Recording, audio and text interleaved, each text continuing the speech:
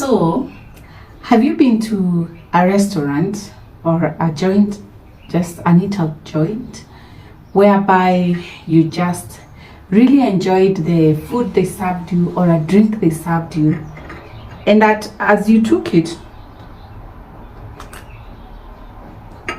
you kept wondering, what flavors have they put? Because probably I've done the same thing at home and it doesn't taste the same, or it is just too good you want to try it at home.